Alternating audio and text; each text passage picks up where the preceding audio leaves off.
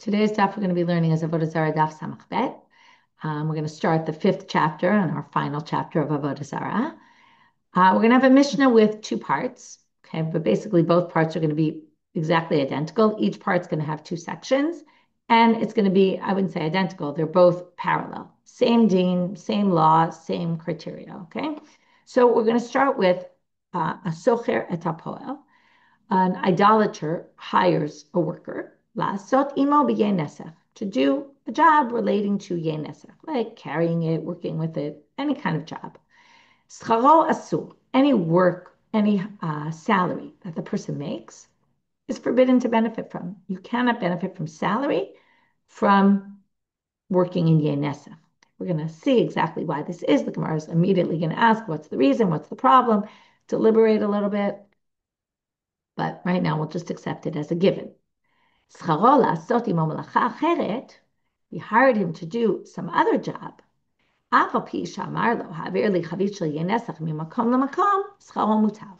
Even if the person says, well, you get hired by an idolater to work in there as a cleaner. And while you're cleaning their house, they say, can you move those barrels of yenesach from place to place, to somewhere else? That's permitted your salary because it's not like you're getting hired and getting direct benefit from the Yenesach.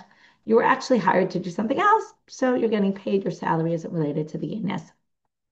And likewise, that was case one, A and B. Now we have case two, A and B.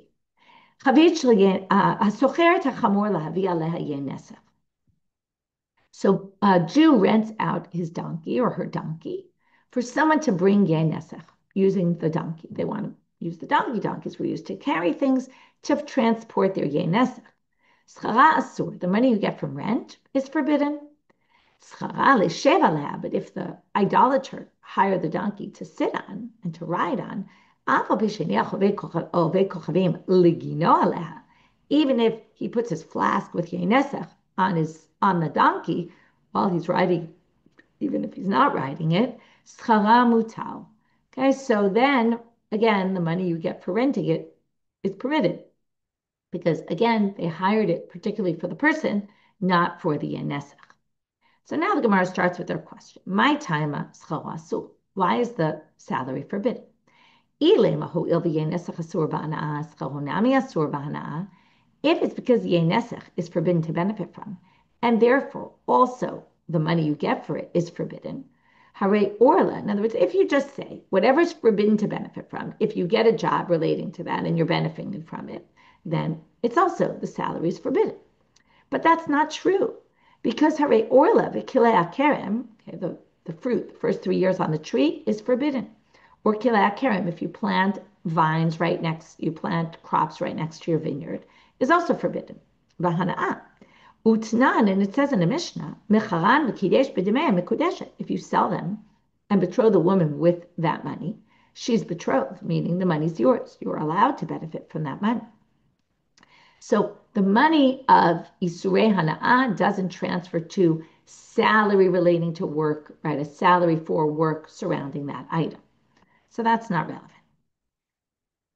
Ella, or even a sale of the forbidden item, the money collected from that sale, there's no forbidden hana'ah. Now that we actually learned is true for Avodah Zarah. So that's what the Gemara is going to suggest now.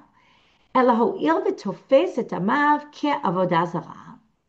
Maybe it's, or I should read it like this. Ella ho'il v'tofes et amav ke'avodah zarah. Option two is, well, Avodah Zarah, when you sell Avodah Zarah, the money you get is the same as Avodah Zarah and it's forbidden to benefit.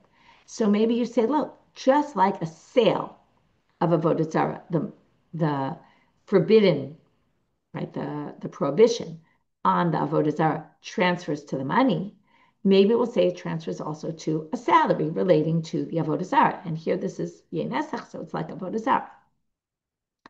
But it's not really true either. This doesn't work because there's another thing, the tofeset amav. What is that? We've learned that. Shemitah produce also. If you sell Shemitah produce, the money you get for selling the Shemitah produce, that money has the sanctity of the fruits, which means once the fruits are no longer in the fields, you have to get rid of the fruits in your house. You also have to get rid of that money. Okay, get rid of could mean either. There's a debate. Does it mean make it hefker ownerless, or does it mean actually destroy it? Also, you can only use Shemitah produce for eating. You can't use it for, let's say, using it as for a dye or something like that. So same with your money, it has to be eaten only for food. Okay, so there's all sorts of limitations. So that works also for Shemitah, just like Avodah Zarah. It's Tofeset Damav. Also for Shemitah, it's Tofeset Damav. And yet you see that it doesn't go for a salary or a rent. How do we know this? Well, Utnan, it says in a Mishnah. Now, here we're going to have two cases. One is not really relevant because we'll see in a minute. And it's not relevant to what the Gemara is bringing it for. Ha'omer lepoel, if you say to a worker, here we're going to get to a worker who's working in your field in the Shemitah year, which again, you're not supposed to have a worker working in your field. If you say to a worker, but it depends what you're hiring them to do. If you say, take this money, and with that money, that's why there's this word bo, with it, pick me a fruit today from the field or a vegetable today from the field. So in this case, Rashi says, Lashon mecherhu. It sounds like go pick for me the value of, if I give you $10 worth of fruits pick for me. In that case, it's basically like a sale. And what do we say? If it's a sale, well, the kedusha goes to the money.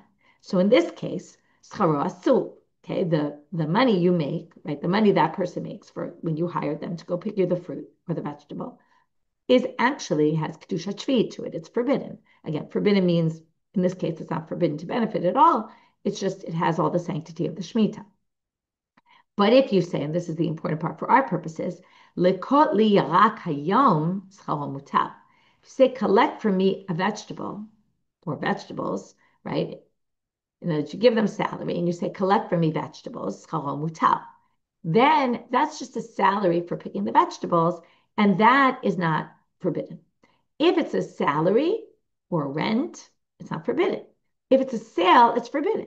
So going back to our example then, if it's a sale of Avodah Zarah or a sale of Yei Nesach, it'll be forbidden, but that's not what we're talking about. We're talking about a salary. Salary or rent, that's not forbidden.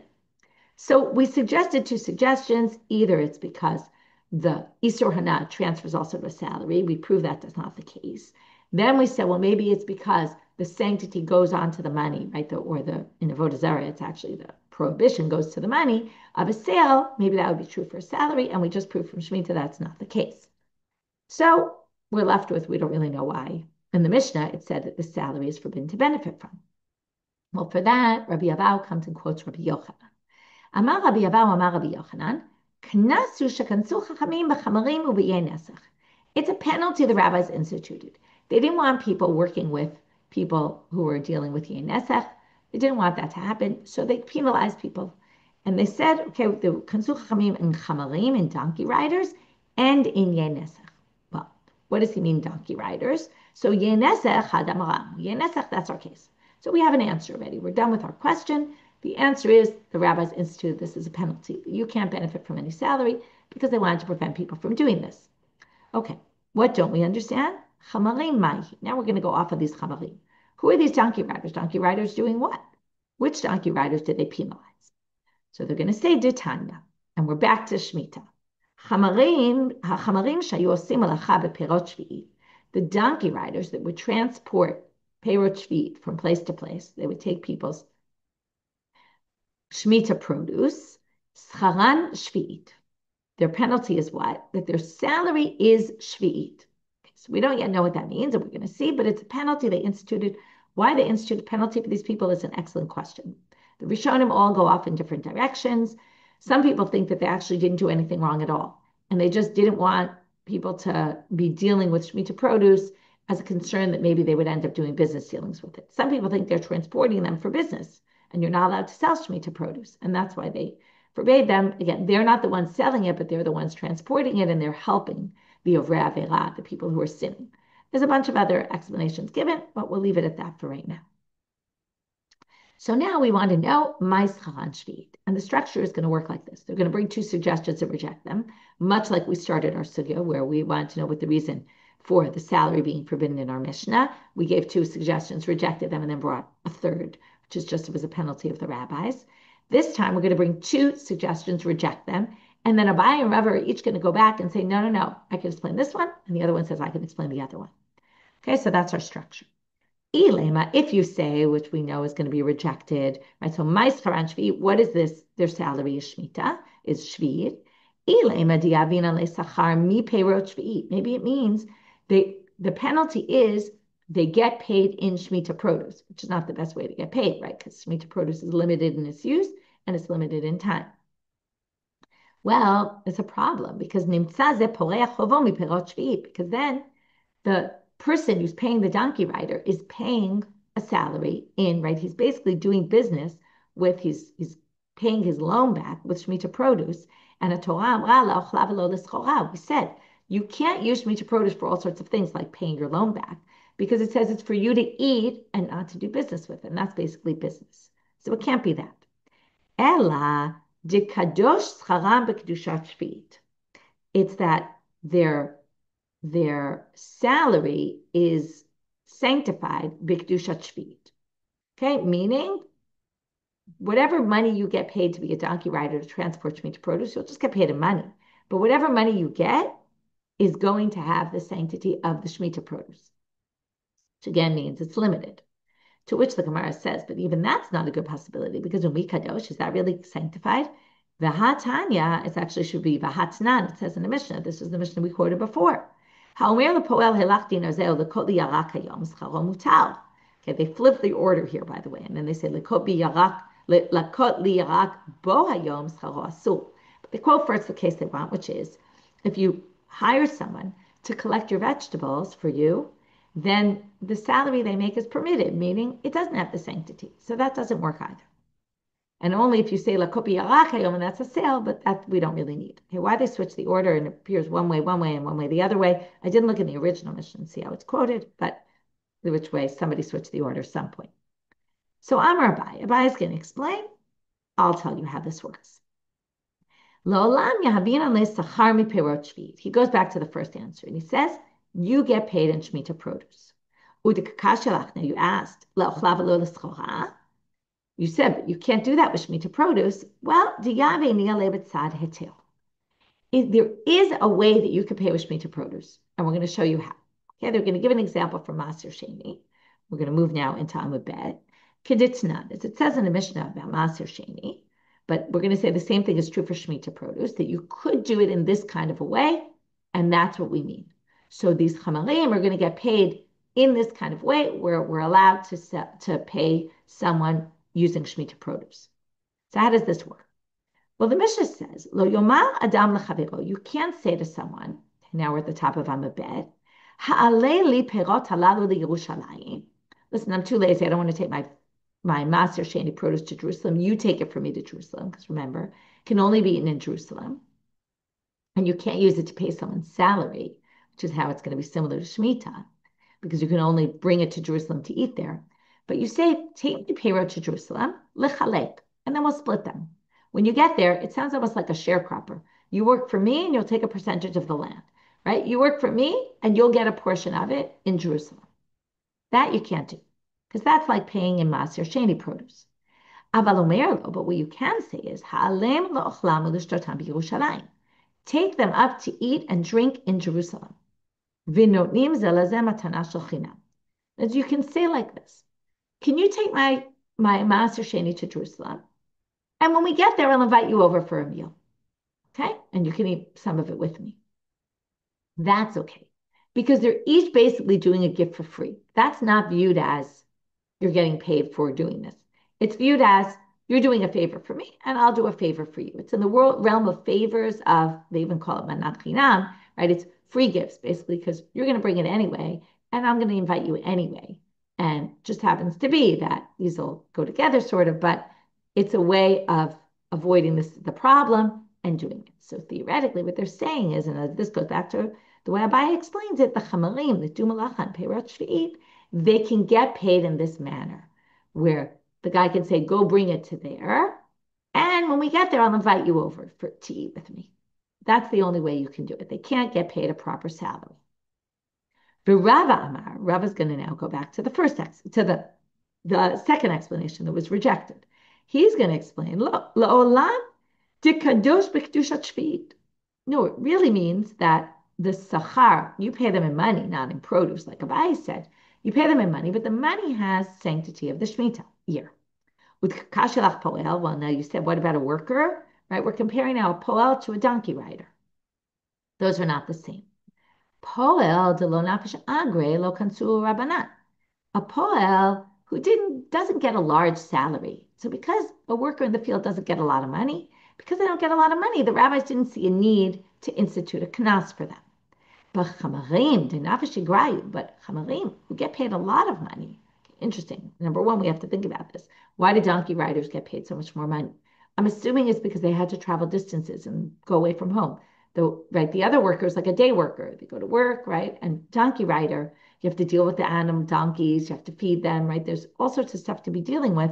And I guess it was more money. So a donkey rider, who makes a lot of money, kansu rabbanan behu. So the rabbis instituted a knas. This is also another thing to think about.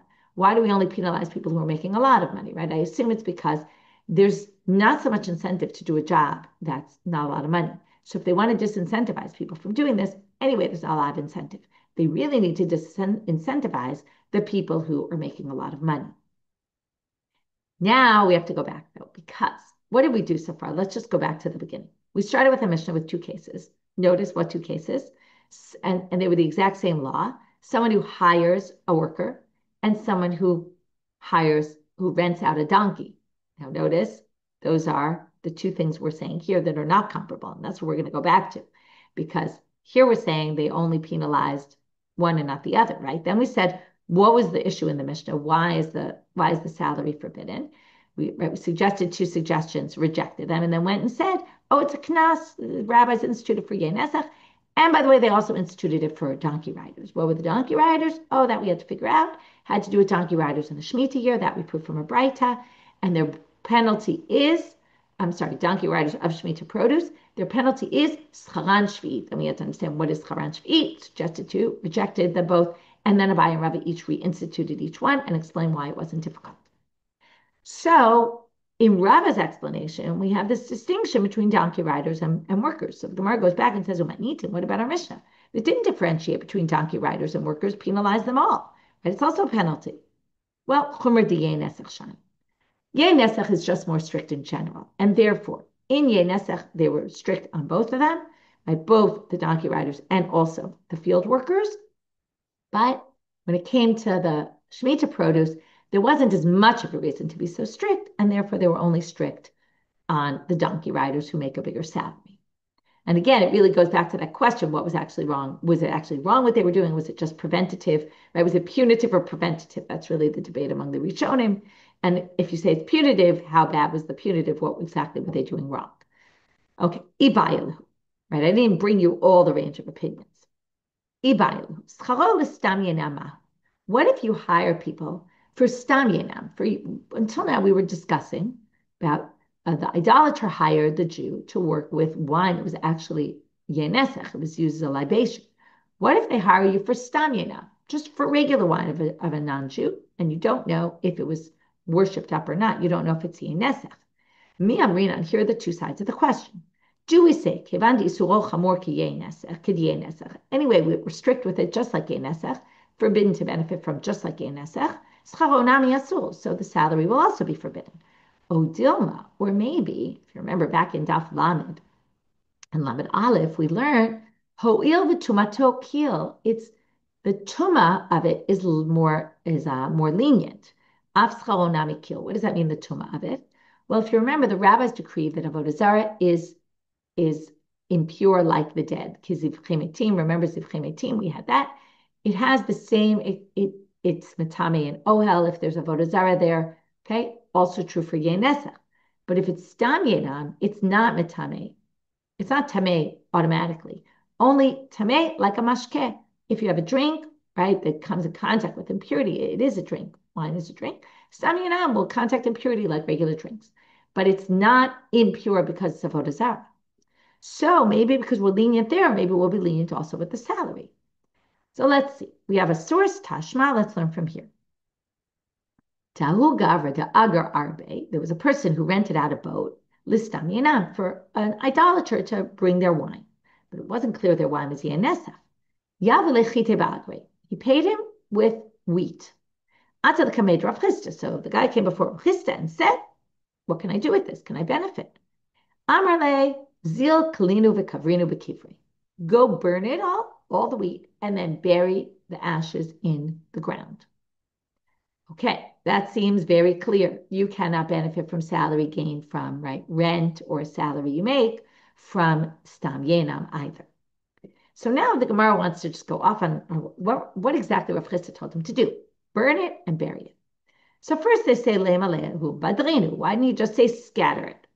To which they say, no, because atubuli de takala. If the wheats are out there, if the grains are out there scattered, somebody might use them and benefit from them, and they're forbidden to benefit. So that obviously isn't a good suggestion. But then they say, no. Maybe they're even one of these. This is what we meant. Why don't you burn it and then scatter the ashes? Now you might remember we had this with Avodah Zarah. If you burn it and scatter the ashes, what's the issue? There's a machloket. Is it okay or not? Because remember, zev gorem. Okay, dilma mezablet. Maybe people will use it as fertilizer, and then if you say zev golem, if you have heter and isser together, because the fertilizer is happening not just because of the ashes, but other things as well, it's forbidden. Then you can't benefit from that either. Really, it depends which way you hold on that machloket. But I guess Rav Chisda was machmir and wanted to side on that side that it's forbidden. Another possibility, you could have just buried it as is. Then no one's going to access it from under the ground. Milotnan, didn't we learn that you can do that with things that are forbidden to benefit from? As it says. Okay, now we're going to learn. Okay, maybe I'll bring you the pasuk first. There's a pasuk about someone who gets killed by the court. Okay, harugei beit din. It says, Lo talin nivlato ala eitz ki kavor tikberen. This is after someone gets stoned. You hang them on a tree. It says, don't leave the body on the tree. Ki kavor tikberen, because you have to bury it. Now, where they get from this pasuk, but we'll see the different possibilities. They're going to learn from this pasuk that you have to bury all the accoutrements that were used to kill the person. Okay? Either because it says kavor tikberen, double language, not just the person, also the items, or because it says on the tree and bury it. So bury really means the person, but on the tree, also the tree gets buried. Okay, the parts of the tree. I guess you cut the tree down and then bury the tree. So from here they learn parts have to be buried. So now the Gemara assumes here that the parts have to be buried because they're forbidden to benefit from. And then that's going to be comparable because we're going to see here all those parts you bury, but you don't burn them. Okay, so echad even shenitzkabo, the stone that you were stoned with, or echad et shenit le'alav, or the tree that the person was hung on, ve'echad saif shnei ragbo, or the sword that they were killed with, or echad sudar shenechnakbo, or if it was strangulation, then the cloth they used to strangle the person. Kulam nikbarim imo. All of those are buried with the person. So what do you see, right? These are all the different harugei beit din, the four types of ways they kill people. Okay, you don't see sreifa here, but sreifa also there was strangulation in the sreifa, in the burning. First they would strangle them, then they would pour this hot lead down their throat. Anyway, with the hot lead, obviously there's nothing left, it's in the body. All these parts get buried with the people. So what do you see? Right? They get buried, but you don't have to burn them. So why didn't he burn the wheat? By the way, this assumes, as I said before, and I want to just point this out, it's just interesting. This assumes that they're forbidden b'hana'at, right? That you can't benefit, and that's why we're making this comparison. The Rambam, though, says that the reason why we bury these things, he says the reason is we don't want things floating around the world that people will say, oh, that was the one that was used to kill so-and-so, because they don't want people mentioning all the time that these people were killed by the court. It's embarrassing for the person's name. So because of that, that's why we bury them, and it has nothing to do with Isur and Na'at. Obviously, the sugya doesn't go in that direction. Right? How the Rambam reads the sugya is a good question. But anyway, how do we differentiate? Why do Rav Chisda say you have to burn them when in these things you don't need to burn them? That's because they bury them in the court. Okay, what does this mean? They bury them in the court. So it could mean either they bury them by the court, and therefore, let's just read one more line. Everybody knows if they uncover some things under the ground there, they're going to know it came from someone who was killed by the court. Either because the court announces everything and everybody knows, and therefore if they're near the guy's kever and they find this, item, let's say they dug a little, I don't know why they'd be digging in a cemetery, but if they were to have dug and found it, they know it belongs to this person who was killed. or because, if you remember from Sanhedrin, if you learned Sanhedrin, these people had a special cemetery that was just, weren't buried with everybody else. So if their items are buried with them, everybody knows in that cemetery, all the stuff that's buried is forbidden to benefit from. So you don't need to burn it. But hacha lo muchamilta, right here, if the person just buries it in some random place in the ground and somebody digs up the ground and finds all this wheat, they'll say, oh, maybe someone stole it and buried it here, and then they'll just take it and use it, not knowing that it was forbidden to benefit. And that's why. Now, this raises a whole question. The Ritva asks this question, which is an obvious question, which is, if you find something under the ground, okay, if you learn Bava Metzia, second chapter, you find something under the ground and it's, all this wheat there, and you think maybe someone stole it or someone put it there, either which way, you're not allowed to touch it. It belongs to someone, even if they stole it, right? It's theirs, or at least you don't know if it was exactly stolen and who it belongs to, but who are you to say, oh, I can take this? So the Ritva says, it must be somehow you assume there was Yeush and that the owners gave up of ever seeing it again. I don't know how you would know that. It's a bit of a difficulty with this answer. But in any case, they differentiate and they say that's why we now understood why they need to burn it and then bury it. Because you can't burn it and scatter because of Zev Zegorim and it'll fertilize. And you can't bury it without burning because maybe someone will find it and use it. And since it's forbidden b'hana'ah, no one will know that. It doesn't like say it have a sign on it. Can't benefit from. So therefore, you can't. And now we're going to end with the sugya that we're not going to complete today, but we seem to be here because we were talking about Perot Shvi. We're back to that. And transferring Kedusha from one thing to the other and with sales and things like that. So we're going to have a different case here. A particular case that happened, Debei Rabbi Yanai, in the house of Rabbi Yanai, they wanted to help poor people. So what would they do? In the Shemitah year, the poor people had all this produce, but they couldn't eat it all before Zman Biur, and then they had to either make it ownerless according to some, or maybe burn it according to others, destroy it. So what would they do? Yasve Perot Shvi me'aniyim. They would borrow Perot Shvi from aniyim on the Shemitah year. And then they would, use it. Maybe they have more people to give it out to or whatever. They would borrow it from them. Upar lehu b'shminit, and then they would return the money the following year. Okay? And then they would give them new produce that wasn't Shemitah produce. It's a great situation. What's the problem? Well, we said that things that you, right, chalipin, you do a trade of Shemitah produce for money, let's say, or in this case, Shemitah produce for other produce that you'll get later. Well, the Kedusha Shvi goes on the other item. So when he gave back Perot Shvi, Perot that weren't Shvi, they gave back produce in the 8th year, presumably without Kedusha Shvi, it shouldn't have Kedusha Shvi because it was given in exchange for things that had Kedusha Shvi to them. So Atu Amrulei Rabbi Yochanan. So they went for Rabbi Yochanan and said, is this okay? Amar Lahu Ya'utem Avdim. Yeah, this is actually legit. Ukinegdam be'etnan mutal. And just the same with an etnan, it's also permitted. What's an etnan? An etnan is a gift that a prostitute gets. That gift can't be given to buy a sacrifice in the temple. Or if she got an animal, she can't sacrifice that animal in the temple. That's disgraceful, right? Despicable. So what do we say about an etnan, though? Here we're going to see, Ditan, says in a bright, and we're going to say the same thing. Now, what's the same thing? What's the issue here? Why is this different than what we saw before? Because there's a gap of time.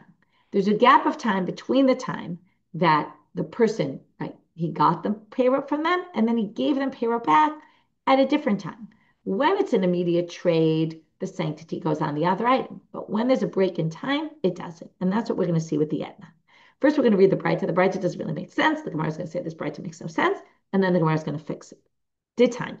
And then it's going to be exactly comparable. Natan la v'lo ba'ala. If he gives the woman a gift, but doesn't end up having relations with her, or ba'aleha, or he has relations with her v'lo natan la, or doesn't give her the gift. Etnana mutal. Her gift that she receives is permitted. Okay, you can already see all the problems. Natan la v'lo ba'ala. Okay, if he gave her a gift and then didn't have relations with her, obviously pshita. Kevet lo ba'ala matana ba'amud yavla. It was just a gift. He didn't engage in prostitution with her. Obviously, that's not a gift of a prostitute. And v'tu, and furthermore, ba'ala v'lo natan la.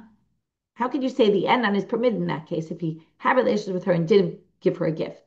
Well, halav yavlav lomidi. He didn't give her anything. V'kevet lo natan la ma'etnan mutar. Since he didn't give her, what does it mean? Her etnan is mutar. There is no etnan. How could you say the gift she got is permitted when she didn't even get a gift? So that's obviously not what the Braita means.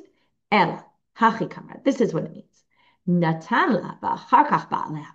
He gave her the money on one day, and then a different time came back to her and had relations with her. Then it's mutar, because then, again, we don't see this direct link between the two. Or you have relations with her, and then, I'm sorry, or ba'aleh, yeah, and achar kach natana. And then he gave her the money much later. Then also the adan is permitted, and nena mutar. Okay, and now we see the comparison and why when Rabbi Yochanan said it's good what they did, and it nana works in the same way, that as long as there's this gap of time, we don't see them as directly related, and both these things are permitted. They're obviously two totally different things, but they're both permitted. Okay, with that, we're going to end for today. Continue that sugya with the etnan tomorrow. So what did we do? Again, I kind of reviewed already, but we had these two: rent, right, hire a worker, or rent a donkey out for Yenesach purposes. It's forbidden unless hired out for something else and happen to just do something with Yenesach. We asked what's the reason, suggested two possibilities, rejected them, went with Rabbi Yochanan, who said it's a knas.